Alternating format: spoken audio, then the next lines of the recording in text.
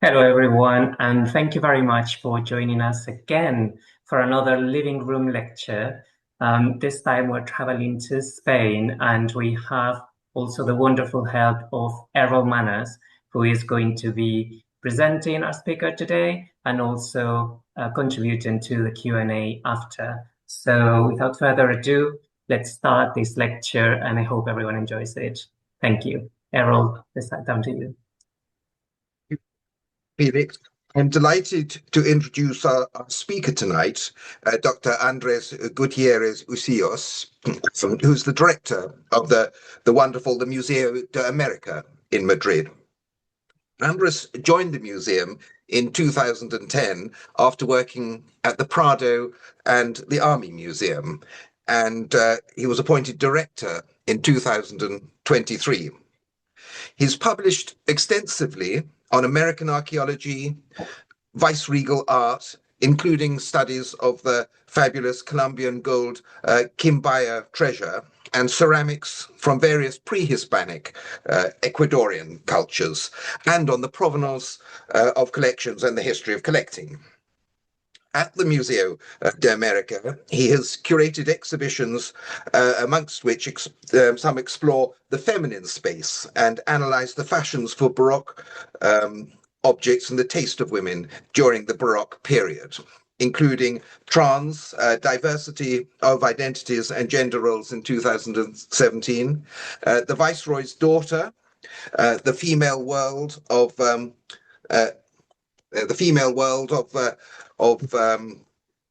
New Spain in the 17th century, and the subject of tonight's lecture, one of the most enthralling and revolutionary exhibitions of ceramics that I have ever seen, in which he has completely rewritten the history of the subject with some truly radical reattributions. BÚCAROS. This is the catalogue, The Value of Water and Exaltation of the Senses in the 17th and 18th centuries. Andrés, over to you. Thank you very much. Good afternoon. First of all, I'd like to express my sincere gratitude to Errol Manners and the French Porcelain Society for the kind invitation to speak. And I'd like also to extend my thanks to Felix for his generous collaboration. I'm going to project my PowerPoint. I hope you see it. In the next few minutes, I would like to talk about an extraordinary collection of ceramics preserved at the Museo de América in Madrid, and on which we have presented a temporary exhibitions some months ago in the museum dedicated to the BÚCARO, the value of water and the exaltation of the senses in the 17th and 18th centuries. The Museo de América houses an extraordinary collections, but unfortunately, even today, it remains a little known, although it was founded in 1941. Next year, in 2026, the Museo de América will celebrate its 85th anniversary. However, part of its collections is much older, some pieces dating back to the scientific expeditions organized from the Royal Cabinet of Natural History of King Charles III, a kind of office or the ancestor of the Natural History Museum, created in 1771. From 1867 to 1941, the Americanist collections were part of the National Archaeological Museum. Let's look at the collection of BÚCAROS. By the way, BÚCARO is a type of usually small size and delicate ceramic vessels traditionally used in Spain and related countries from the 16th to the 18th centuries and exclusively used with water. They were very appreciated for their distinctive reddish color, their fragrant clay, and in some cases for the courtly custom of gently nibbling pieces of the vessel for their supposed medicinal or cosmetic properties. We will see later. The collection of BÚCAROS held today by the Museo de América has its origin from the bequest of a woman, Lady Maria Josefa de la Cerda y Palafox, Countess of Oñate, who bequeathed it in 1884.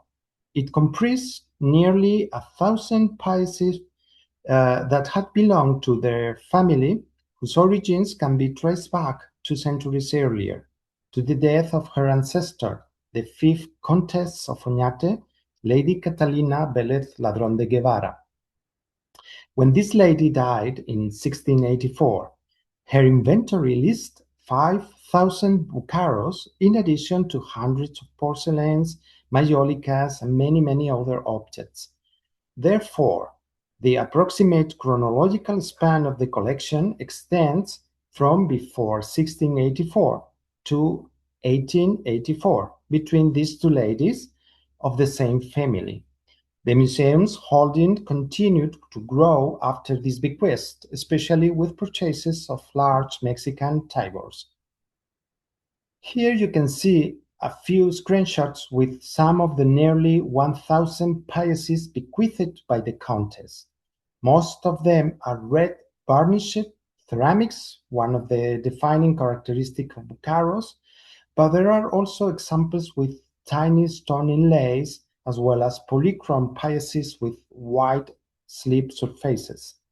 Their sizes range from small drinking cups and jugs to storage jars and large tigers over 1 meter tall. The collection suffered some damage, and here we can see the restorer working on some of the pieces, and you can see on the right of the image several of the dishes disassembled from a water fountain that we will see later assembled. What we know about the BÚCAROS. It is worth emphasizing that the collecting of BÚCAROS was primarily a female practice, associated with certain noble families, although not all of them were interested in this kind of ceramics. They owned them by hundreds or even thousands in the 17th and 18th centuries. Moreover, literature, theater, and novels of the period, including works of Lope de Vega, Tirso de Molina, and other famous authors, also refer the use of BÚCAROS, often called simply barros or clays, almost exclusively among women. Despite the success of these ceramic objects and the interest shown by scholars in the custom of eating clay and in the cooling of water through BÚCAROS, several claims that have been repeated about these productions are not entirely accurate. My aim today is therefore to debunk some of the main misconceptions surrounding BÚCAROS. The first is to consider that all the BÚCAROS in the collection of Oñate were from American origin. Another frequent misconception is that the 19th century bequest represents a frozen collection originating entirely from the 1684 inventory. This is not correct. As mentioned, the collection was assembled gradually over 2 centuries. It has also been believed, based on contemporary texts, that these red ceramics were eaten and that elite women consumed them with the intention of whitening their skin. We will see that this interpretation is inaccurate. And finally, based on misinterpretation of written sources and a patriarchal reading of them, women have been portrayed as uncontrollably addicted to eating BÚCAROS. This so-called addiction for clay actually refers to in the 17th century text, probably has an explanation, and I will try to do it. But let's begin with the first issue. Most of the BÚCAROS were not American. We can affirm without doubt that not all BÚCAROS are from American origin. In fact, most documentary references from the 16th century onward point to a Portuguese or Spanish, specifically Extremadurian, origin. So, where did the error come from? The museum cataloged all the ceramics from Oñate collection as Mexican production. You can see here on the screen, Vaso Mexicano. Disregarding all other provenances, since it was the world's leading collection, whenever a red Bucaro appeared, people look at the museum's collection and, by comparison, assume it was also Mexican. But the Countess of Oñate herself mentioned in her will that the vases, the Búcaros, she bequeathed to the museum were from Peru. Perhaps she didn't know about Mexican origin, but she knows it was American, and from Portugal. So Portugal had to be present in the collection. American Búcaros appear in Spain only from mid-17th century and in large quantities, but they didn't replace the peninsular production, which continued to circulate. A very interesting point is that the Oñate family had connections with Italy and the Mediterranean viceroyalties, but not with Americas or with Portugal. This indicates that Búcaros followed broader fashion trends circulating across Hispanic Mediterranean and American territories, spreading intensely within certain families or more precisely among certain individuals. Later I will explain how this relates to the sense of smell in relation to these Búcaros. Here we see the first husband of Catalina Vélez, 5th Countess of Oñate, who died in 1684. He was her paternal uncle and served as viceroy in Sardinia and Naples. Her father, on the right, had also been viceroy of Naples, and her second husband likewise. So no American connections appear in the family, and the provenance of the collection still requires further study. Nevertheless, throughout Italy, particularly in Naples, the taste for Búcaros was significant.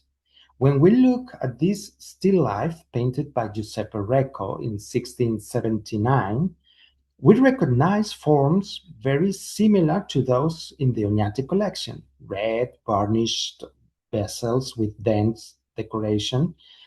And this painting, also Neapolitan, belonged to another viceroy of Naples, the Count of Santisteban, and possibly it was commissioned by his predecessor, Marquis of Carpio. To explain why Neapolitan viceroys owned Portuguese, Extremadurian, or American Búcaros, we must consider fashion and the circulation of objects between courts, often facilitated by women who accompanied viceroys as wives, daughters, or ladies in waiting. Most collectors own examples from the main centers of productions, which appear again and again, and are the same that appears in the Oñate's 17th century inventory. Those of peninsular origin are the most numerous. Portugal and Spain, especially Extremadura, the highest number are from Portugal, almost 3,000. And the American origins are from Guadalajara, Jalisco, Mexico, and clearly the most numerous, but there are also from Natá and Chile. The question is, how can we determine among the 1,000 Oñate paillases which were from America and which were from peninsular productions? Contemporary appraisers in the 17th and 18th centuries were able to distinguish them easily, so that implies clear formal, technical, or decorative features visible at a glance. And after the research, the distinction turned out to be simpler than expected. If a piece had been made at a potter's wheel and the clay is reddish throughout, it is Iberian. But if it's not well thrown and the clay is light colored, it is American. We still need to conduct past analysis to confirm this hypothesis. Some years ago, I studied another collection belonging to the family of the Spanish lady depicted in this portrait. The painting was anonymous, with no information about the sitters, and stored in the reserves of the Prado Museum. What caught my attention was the tattooed woman with achondroplasia on the right. The Spanish lady was Maria Luisa de Toledo y Carreto, daughter of the Marquis of Mancera, Viceroy of New Spain, and the indigenous lady came from the Chichimec region in the northern New Spain, as suggested by her body markings. This Spanish lady, like the Countess of Oñate, owned an extraordinary collection of BÚCAROS, many from Guadalajara, Jalisco, Mexico, but also from Panama and Chile. Besides, it is the only Spanish collection known to include pieces from Cuautitlan and Huarache. It resembles the Oñate collection, though the smaller, and it likewise included Portuguese and Spanish BÚCAROS. Let us review these productions briefly with examples from Oñate collection. I will focus more on the American ones, since much of my research had concerned their identification. Much remains to be learned about Portuguese and Spanish productions, but we have made significant progress. The first, what characterizes the pottery from Cuautitlan? Cuautitlan was a pre-Hispanic town that produced high-quality ceramics even before the arrival of the Spaniards, and according to colonial chronicles, its artisans continued to manufacture luxury pottery after the conquest. It is located north of Mexico City, very close to the capital. To understand these productions, we rely on an exceptional document preserved in the Bibliothèque Nationale de France, the so-called Codex of Potters or Codex of Cuautitlan, dated around 1564. It records a formal complaint made by a group of potters against the town's mayor, who had commissioned a large number of vessels but failed to pay for them. It is striking to see how indigenous people could bring forward such legal claims and even do so in their own pictographic writing system. The document includes ideograms representing the names of the artisans. One of them, the first one, a woman, likely a female potter, since women also participated in ceramic production. Of particular interest for our purposes is the depiction of different types of vessels manufactured at that time, many of which closely resemble those of in the Oñate collection. Globular and fluted jars, rhomboid pitchers with high spout, or jugs with ovoid bodies, like this one. What characterizes the pottery from Guadalajara? Undoubtedly, Guadalajara is the best known of the Mexican productions, and Guadalajara is the name used in the 17th and 18th centuries, although since the 19th century it has been identified more precisely as coming from Tonalá. Other towns, such as Tlaquepaque, also produced this type of BÚCARO during the same period, but distinguishing between them can be challenging. These BÚCAROs are characterized by their white slip crowns and painted decoration of colorful flowers and animals in blue and orange. The Guadalajara productions of the 17th century will have been red, perhaps with black painted decoration like this one, something similar to this in the Oñate collection. The but the most representative examples of Guadalajara in the Oñate collections are the large tabors, white with double head eagles and other motifs, some even gilded. The Museo de América preserves 26 tabors from both Panama and Mexico. I believe it is accurate to say that this is the most extensive and significant collection of such ceramics. What characterizes the pottery from Natá in Panama? Until recently, we had virtually no information on the viceregal pottery from Natá in Panama.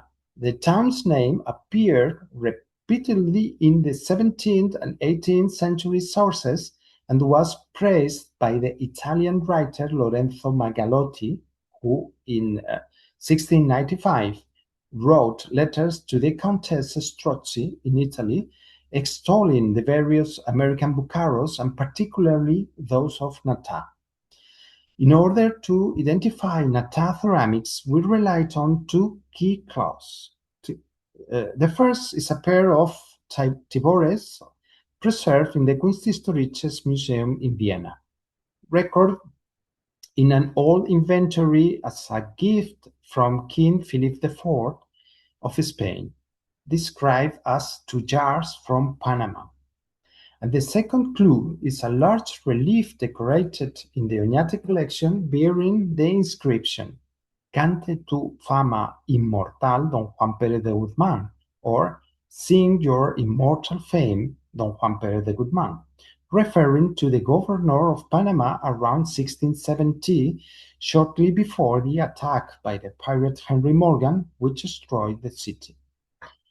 All these Panamanian vessels share certain stylistic features: heart shape or rounded bodies, very tall truncated cone necks, and relief decoration covering the entire surface. They differ markedly from the Mexican tibores shown earlier. The Oñate collection contained several examples from Natá.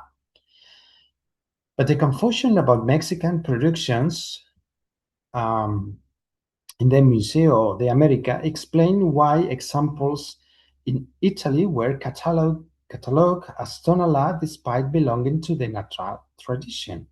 These objects, both on the left, seem to be linked to the Medici collection, but the three of them are from Natá. Other variants preserved in the Musée de Rennes in France display elaborate painted decoration and appear to be later works, probably dating from the beginning of the 18th century. What characterizes the pottery from Chile? We don't know what 17th century Chilean BÚCAROS look like, but the Museo de América preserves a small collection acquired by the botanical expedition led by the Frenchman Joseph Dombey, together with the Spaniards Hipólito Ruiz and José Pavón, purchased at the convent of the Poor Clares in Santiago de Chile between 1777 and 1788. These ceramics were produced by the women, the nuns, who lived in the convent, and they enjoyed extraordinary popularity throughout South America. Even in New Spain, references were made to the passion for Chilean BÚCAROS, including that of the Mexican nun poetess Sor Juana Inés de la Cruz. And in Spain, it is known the extreme fondness to eat Chilean clay of the Queen Maria Luisa de Orleans, the first wife of Charles II, the last king of the Spanish Habsburg dynasty. With the beginning of the 18th century and the change of dynasty, the interest of the Spanish court in BÚCAROS declined, focusing its interest on Asian porcelain and European productions, but the tradition of the BÚCARO for water persisted among other social groups, nobility and middle class, until the second half of the 19th century. On the screen you can see Maria Luisa de Orleans, first wife of Charles II, the last king of the Habsburg dynasty, and the BÚCAROS. And on the right, Isabel de Farnesio, second wife of Philip V, the first king of the Bourbon dynasty, and the change of the taste and fashions between these two dynasties. Peninsular productions, both Portuguese and Extremadurian, are characterized by the use of the potter's wheel and very striking decoration. You can see here a lot of examples from the collection, goldsmith style.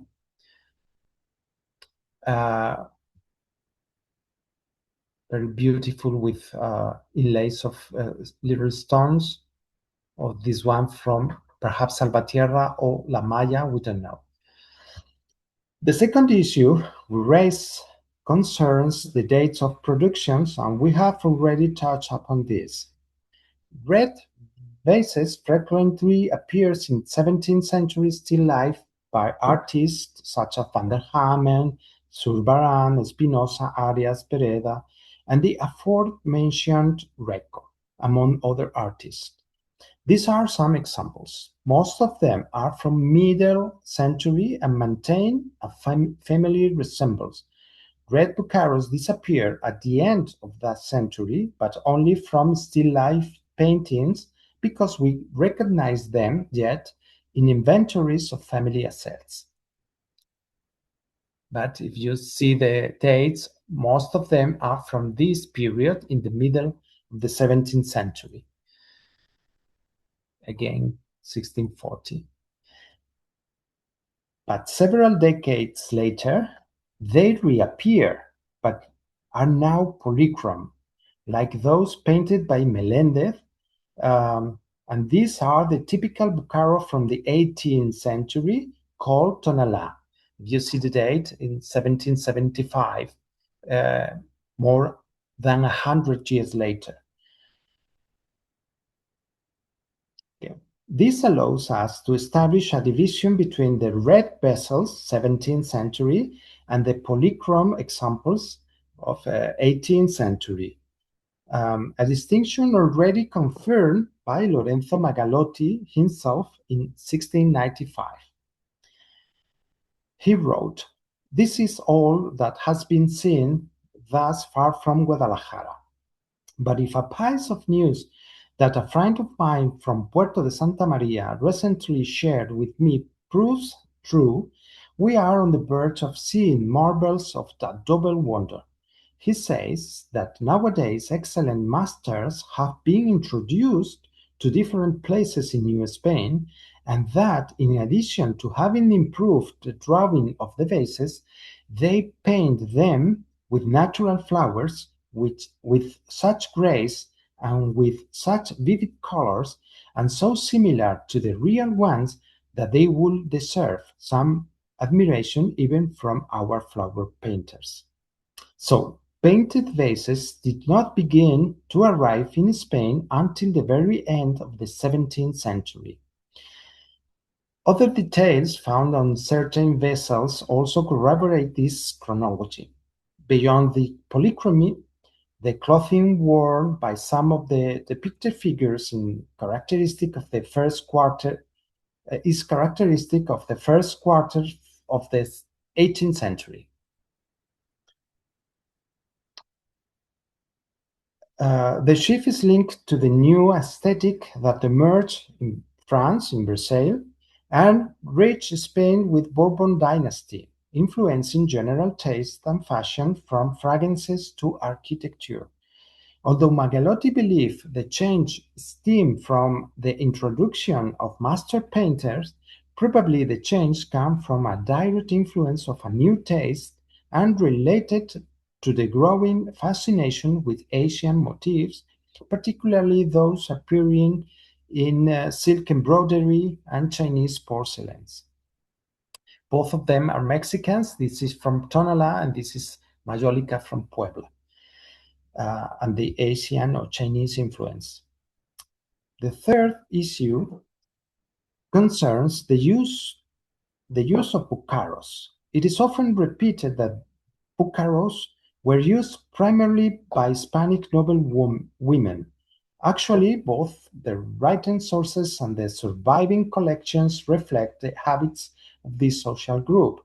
But we do, in fact, find examples of other groups of society using BÚCAROS as well. naturally in smaller numbers and later dates. For instance, in some of the so-called casta paintings at the 18th century, we can recognize BÚCAROS, red BÚCAROS, specifically those we have identified as coming from Cuautitlan in a modest household. Families kept or displayed BÚCAROS in two types of furnitures, cupboard and showcases. The alacena or cupboard is an open shelving unit where the main ceramic, earthenware, or porcelain vessels were placed in full view.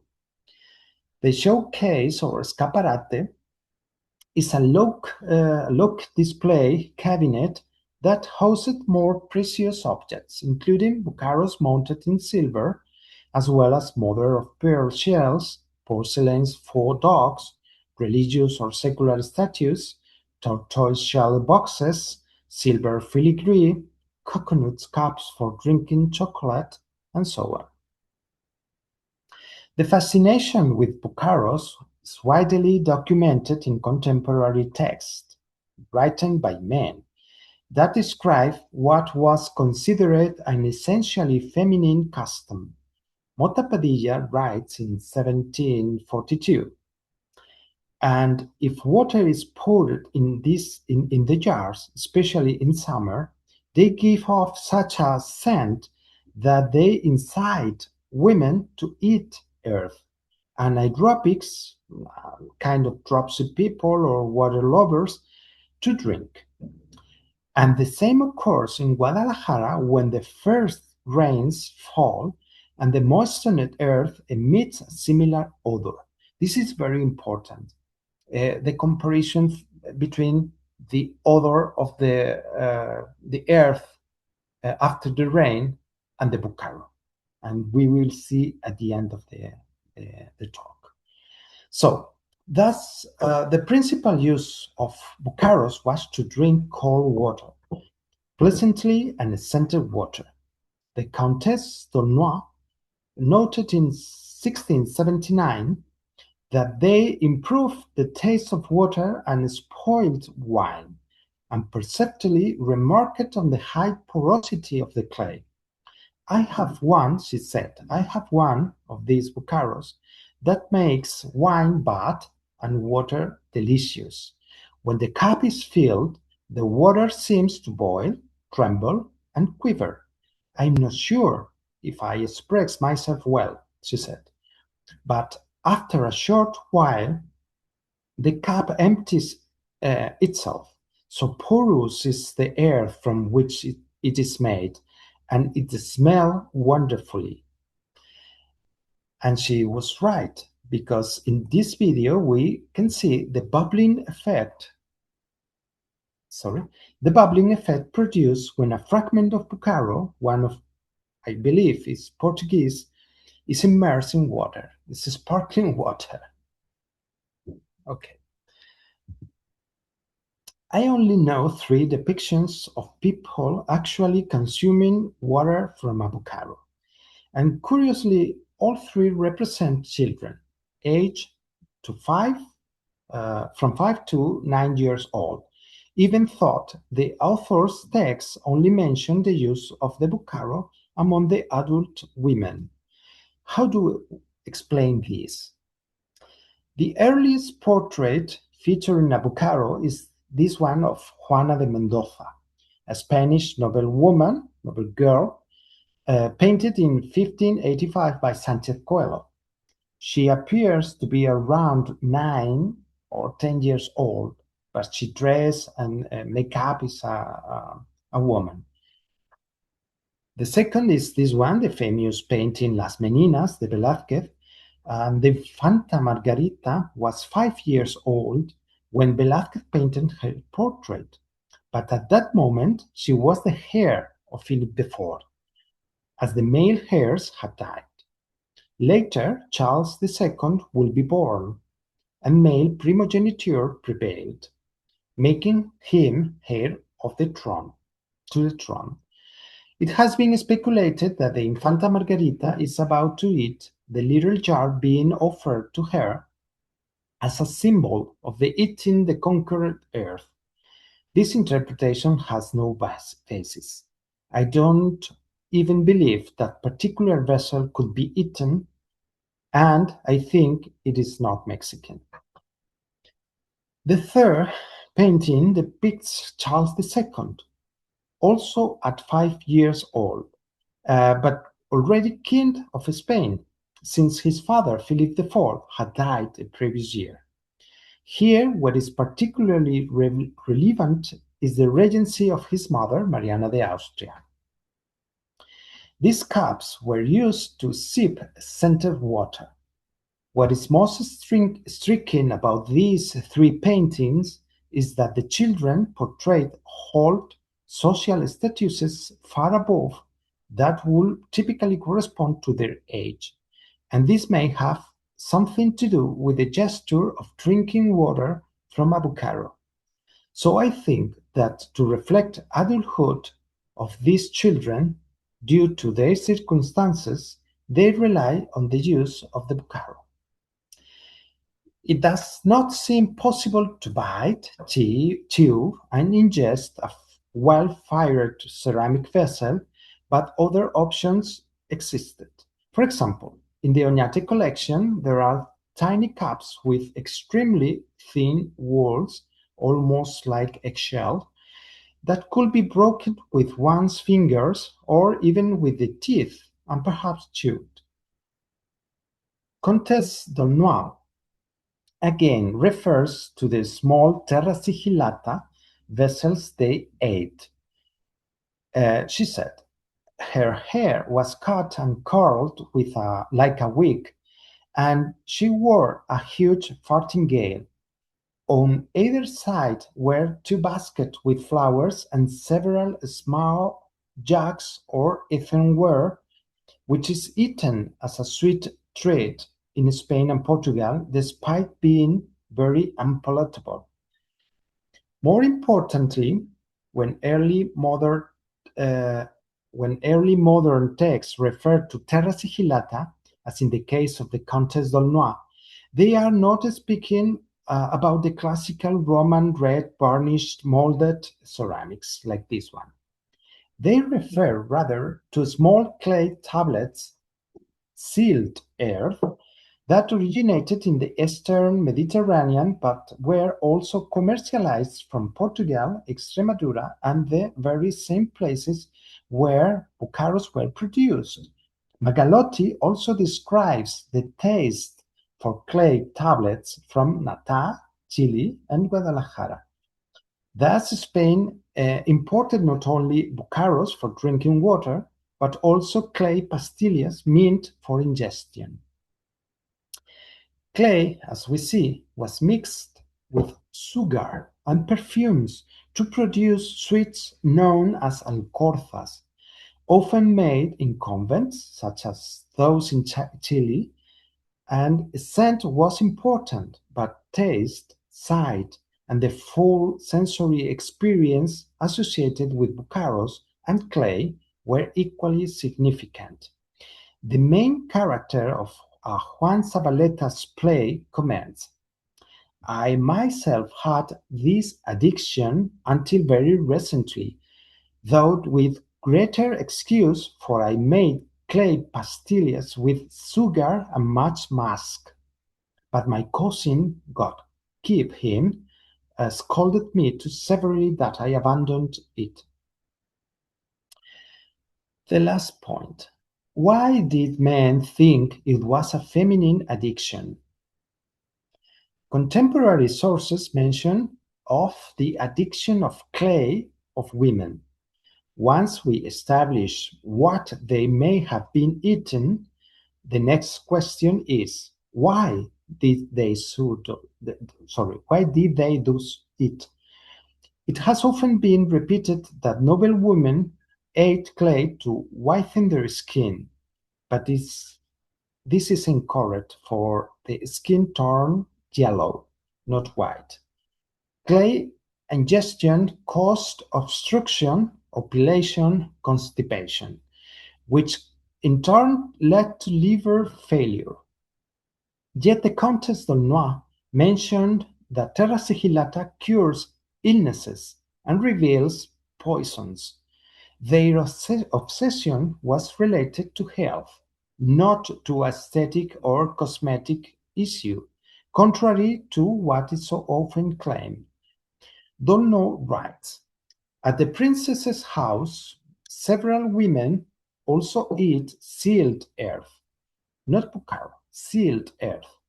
I have already told you of the passion many have for chewing this earth, which often leaves them obstructed, constipated. Their stomach and abdomen swell and become as hard as stone, and their skin turns yellow like a quince. I do wish to try this highly esteemed, yet scarcely estimable delicacy, and henceforth I would rather eat pumice than sealed earth.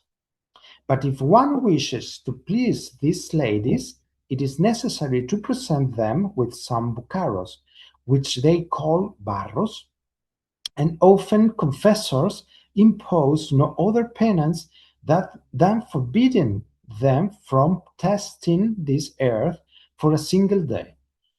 For according to many, it possesses so many and such excellent qualities. It cures certain illnesses, and in a cup of sealed earth, any poisonous beverage is revealed. What is most striking is that this behavior was described as an addiction, an irresistible impulse that women were unable to control. You can see here, finally, the aforementioned fontaine once assembled.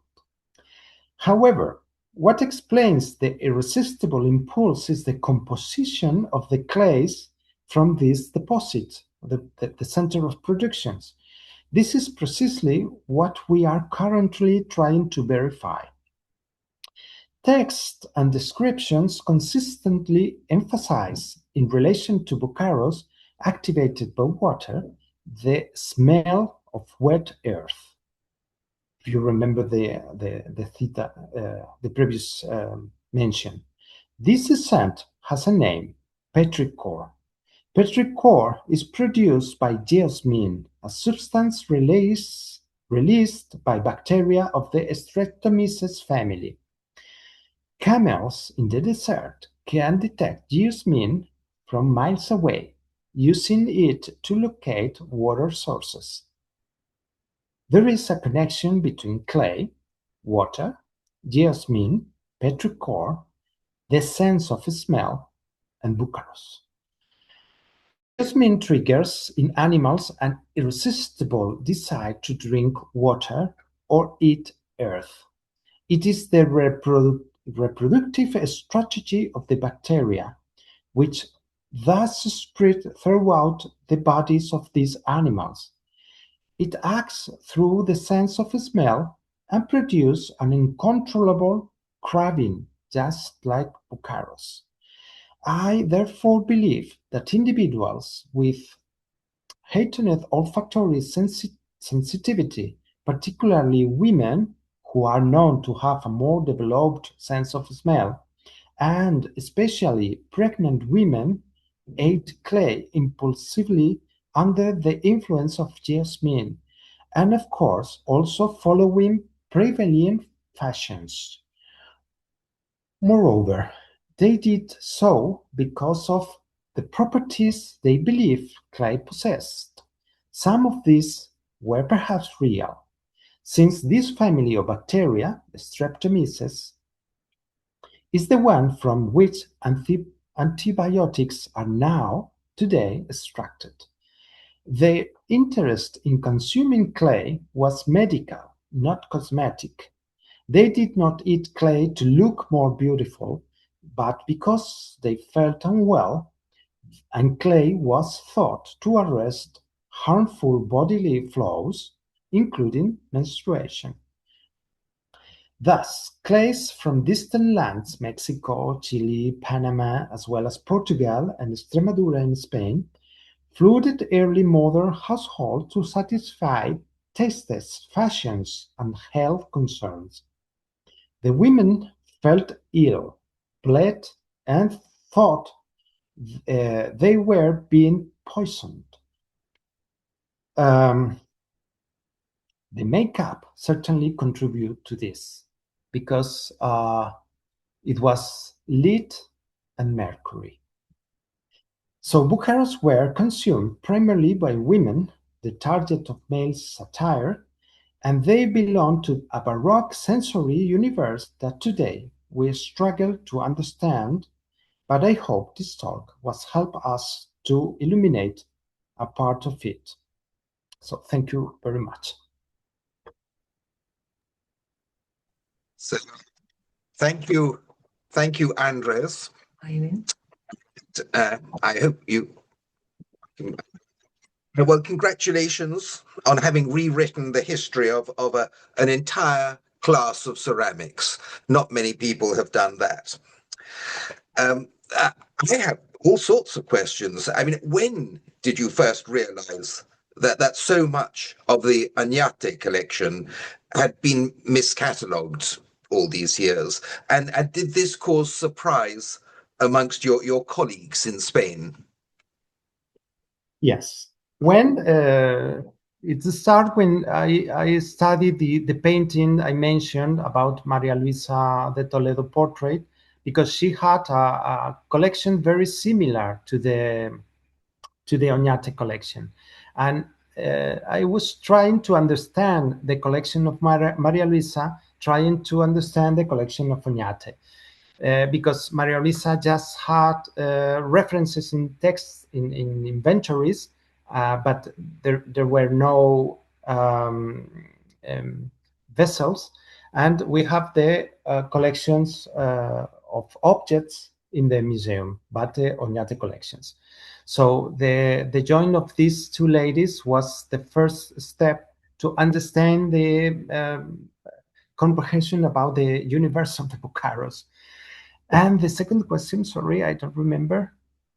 Was it was really whether it caused surprise amongst your colleagues in Spain. Yeah.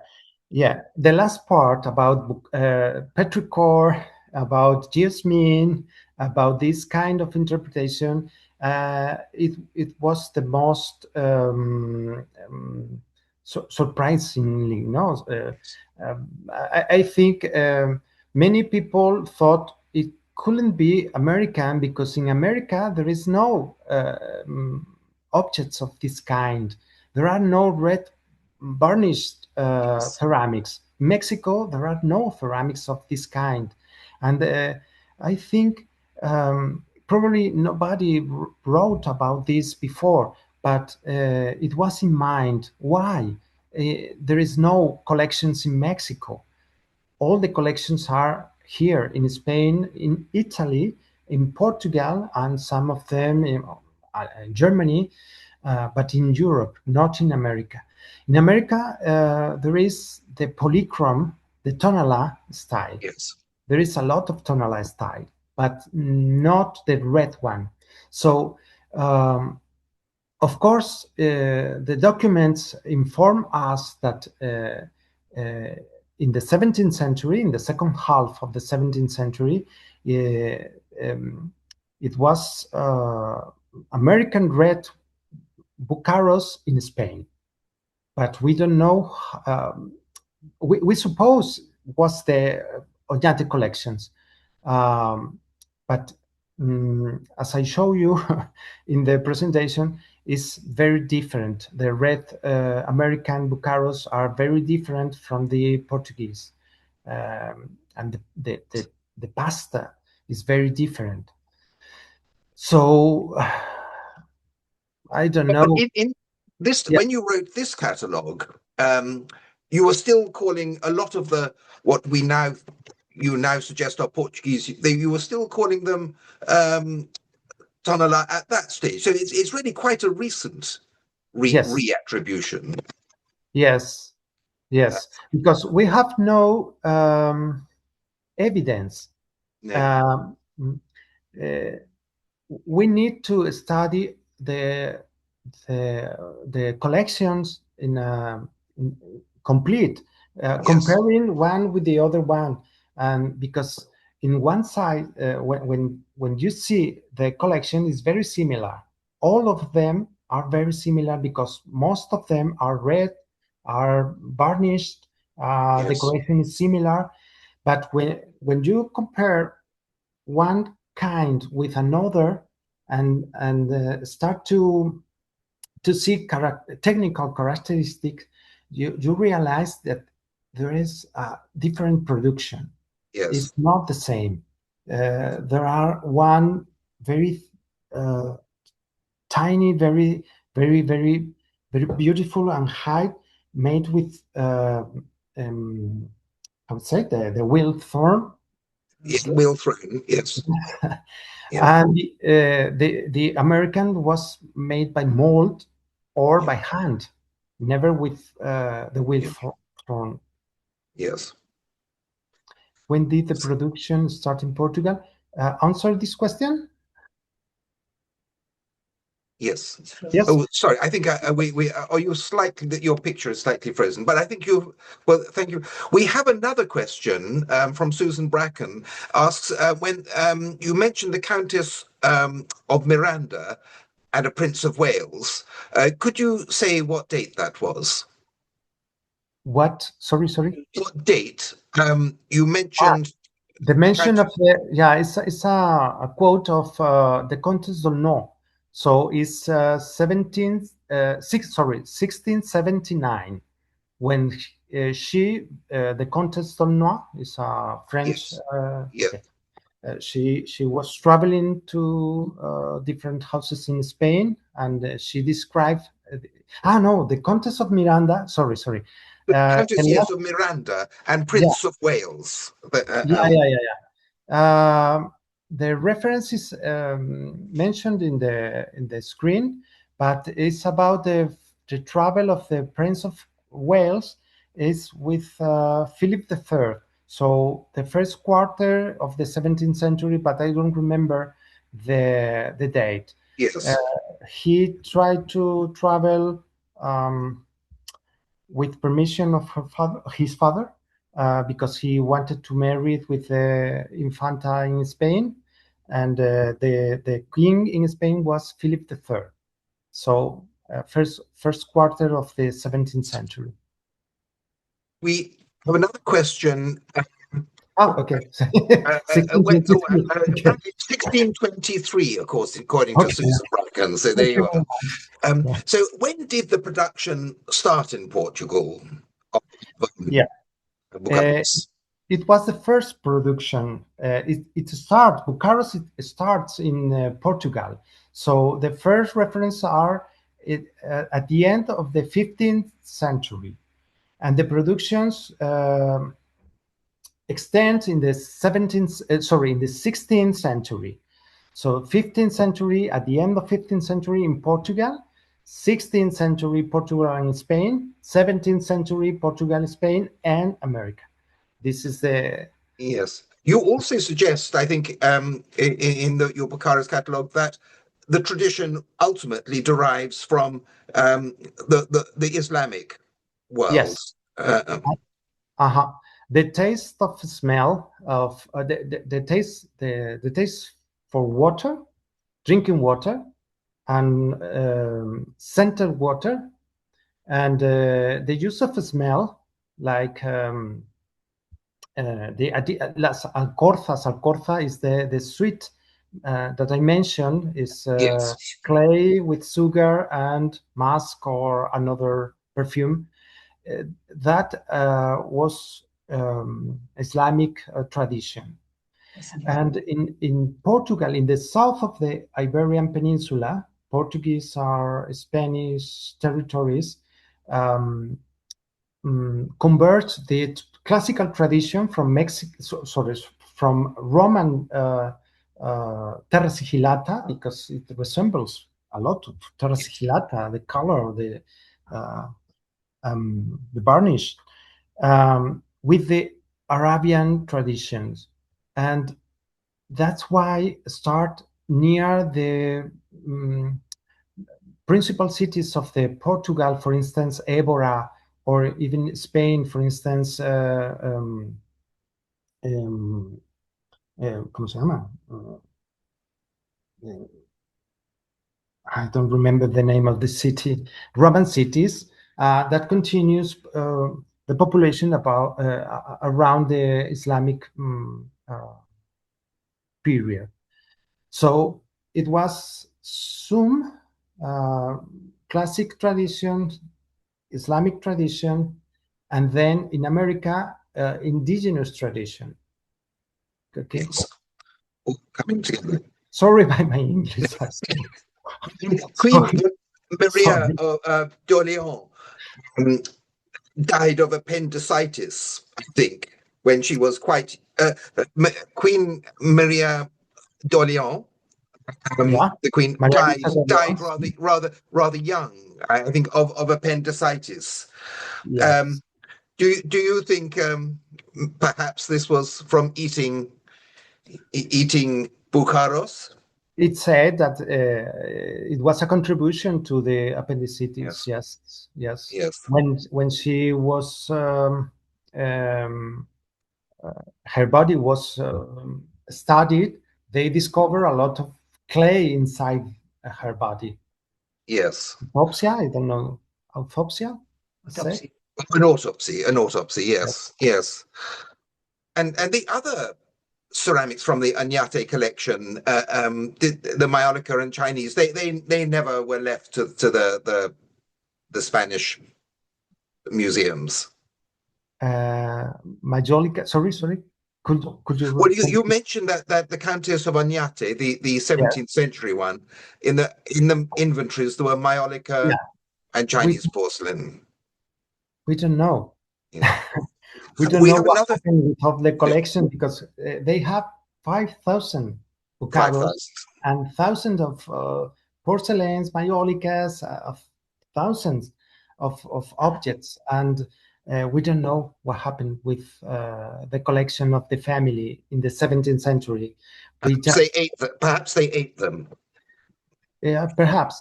If I'm being a division between the descendant of the Countess of Oñate, the fifth Countess, Lady Catalina, between daughters and sons. The first son, the heir, received most of the BÚCARO collection. But for instance, all the collections inside the cupboard, the other escaparate was for the second heir, the second son. Yes. So the collection was divided into the family, and we don't know what happened with the ceramics or porcelains. Another question we have, Magalotti's wonderful letters, are they reliable according to current research? Reliable, sorry? Reliable. Are they accurate descriptions of Wow. Magalotti is the Bible for studying BÚCAROS. It's amazing reading his letters to the Strozzi. It's amazing because he show a taste, sensitivity. Sensitivity. Thank you. Extraordinary, and he is one of the few men with a high sense of smell. Yes, and that's why some men were also, like women, interested in BÚCAROS. The BÚCAROS were primarily custom of feminine or women, but some men were interested in BÚCAROS, like Magalotti, for instance. But they had a strong sense of smell.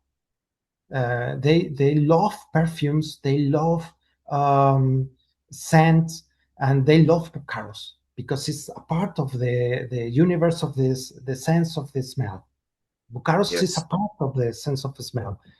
So it has to be with this part of the sense. Yes. Well, thank you so much. We have one last question from Felix.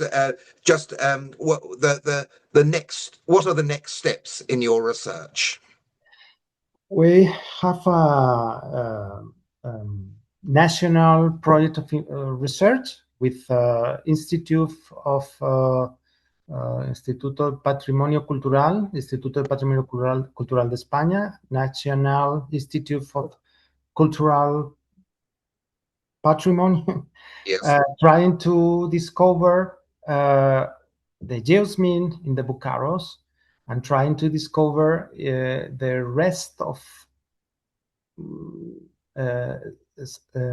perfumes, or trying to analyze the past for confirm the division of Portuguese, Spanish, and American,